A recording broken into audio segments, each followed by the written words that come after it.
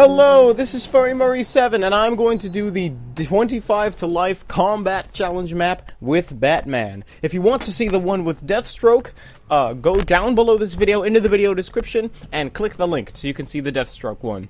Now, if you are having problems with combat in general, make sure you watch my video series on the combat training maps.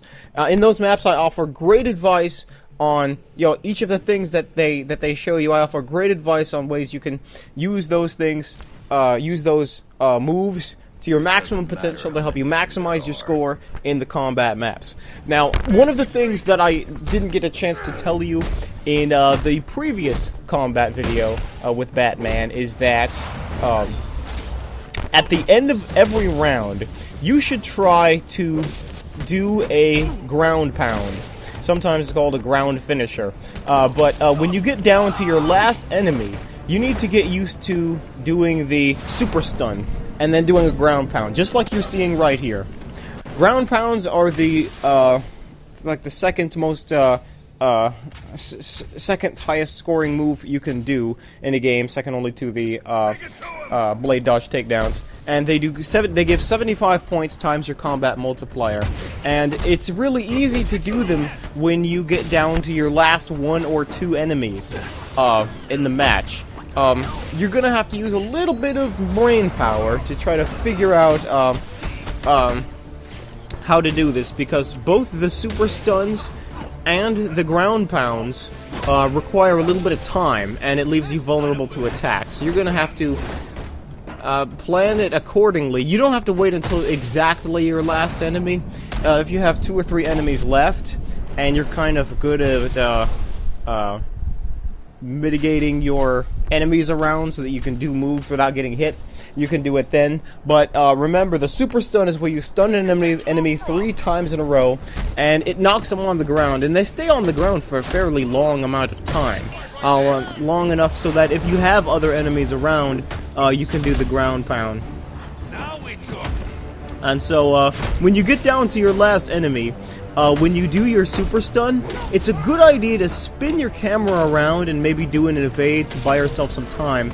Because sometimes what'll happen is you think you're down to your last enemy, but it actually turns out that there was another enemy around and you didn't see him, and they hit you in the middle of your ground pound or your super stun, and it's they hit you in the middle of your ground pound, and it breaks your combo, and you gotta start all over. So you don't want that to happen, so make sure you're doing a good job of rotating your camera around so you can see everything.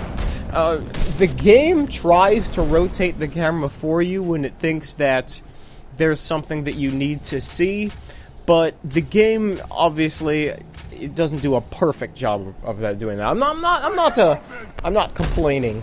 Don't get me wrong. I really don't think it's possible for a computer to be able to have the intellect of a person.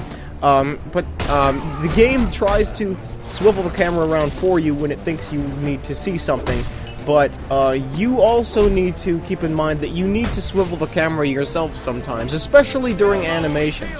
For example, during the animations of the instant takedown, where you press X or press B and Y at the same time for the instant takedown. While that animation is happening, it's a good idea to rotate your camera so you can see what's going on. If somebody's standing holding a bucket or a propane tank to throw at you, you need to center them on your camera so that as soon as the animation is finished playing, you can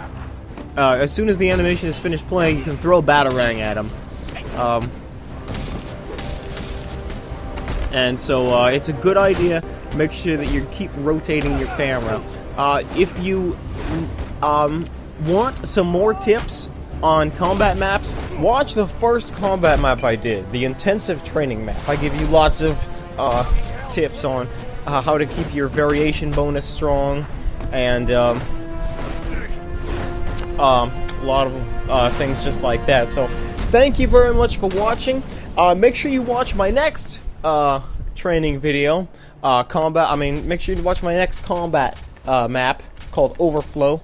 Thank you very much for watching, and make sure that you please like and subscribe. This video is part of TGN's Way movement, a career path in video. For more info, check out my channel, or go to tgn.tv.